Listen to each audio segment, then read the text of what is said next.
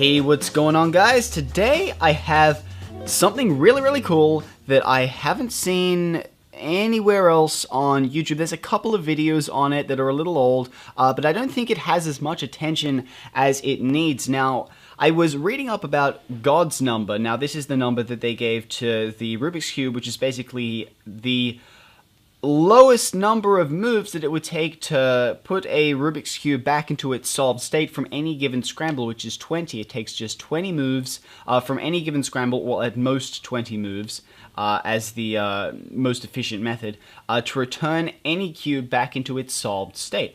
Now, I found this to be very interesting, but of course, it does take more moves than that to return a cube back into its solved state because we use algorithms, and those algorithms have a set number of moves. So usually it would be like... well, actually, I don't know how many moves it would take on average. If someone can let me know what that is, let me know in the comment section below. I'd really be interested in hearing about that. But I also found, after doing a little bit of digging, that it turns out these same people that figured out that it takes 20 moves to bring a Rubik's Cube back into its solved state from any given scramble, they also found an algorithm that can be applied to the Rubik's Cube on any angle, on any orientation of any scramble that will have the cube pass through its solved state. They have some statistics. Apparently, it's not always the case. It might be like 75% of the time. But the cube will pass through its solved state whilst completing this algorithm. So here's the algorithm here. I actually wrote it down.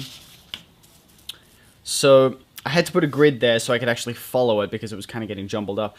So we have L, R2, B, L prime, R, U2, F2, L, B, D, U2, B, L prime, R2, B2, L prime, D2, U, L prime, B2, U2, R2, B, D2. Long algorithm, 25 steps long, but this algorithm, if applied to any scrambled cube on any axis or any orientation, it will turn the cube back into its solved state. So let's give it a try. So I got a cube here. I'm just going to give it a scramble because I don't have a scrambler here right now. And I think that should be good enough. Alright, so let's just give this a try and see where it ends up. Okay, so let's try the algorithm. So let's do L, R2, B, L prime, R, U2, F2, L, B, D, U2, B, L prime, R2, B2, L prime, D2, U, L prime, B2, U2, R2, B, D2. And there you have it, back into its solved state. Which I think is rather interesting. I've been messing around with this all night, and I was pretty surprised to see that it actually works. That's actually a very rare case where you get right to the end of the algorithm. Usually, it will pass through its solved state at any given point on this algorithm, so you could probably get like 9 or 10 steps in. Usually, it's around 14, 15 that the puzzle will be solved.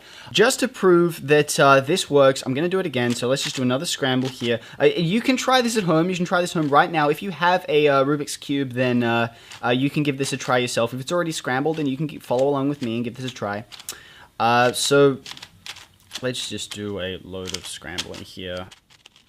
Okay, so that looks pretty good. So let's give this another try.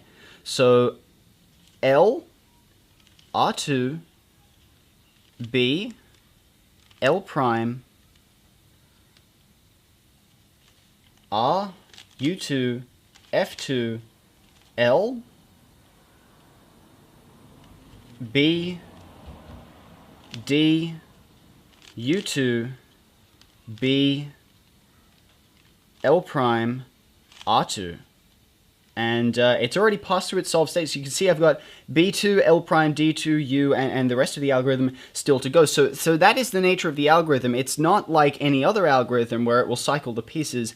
The cube will pass through its solved state along this algorithm. Now this, they have some statistics with them. I haven't been able to find them, but basically if you get to the end of the algorithm and the puzzle hasn't been solved, then all you had to do is go full circle and just continue with the algorithm from L all the way through.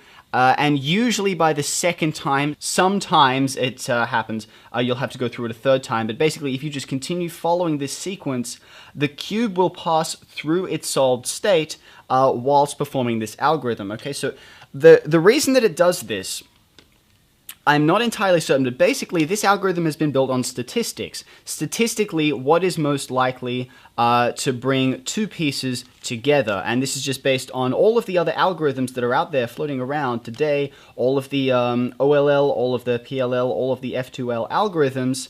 They all come together, and statistically, with this sequence of notations, you are more likely to get a, to bring just a couple of pieces together, so it will bring 2 or 4 pieces together. And the reason that it solves the puzzle is because at some point in this process, these clusters of pieces will line up into their solved state, which I think is rather interesting. Now, I don't understand the entirety of it. If you understand this more than I do, then please provide a detailed explanation below, because I am not, you know, set up for explaining this kind of stuff. I don't have my head kind of wrapped around it. But anyways, hope you guys found this video informative. Give this a try for yourselves. Thank you guys for watching, and I'll see you all next time.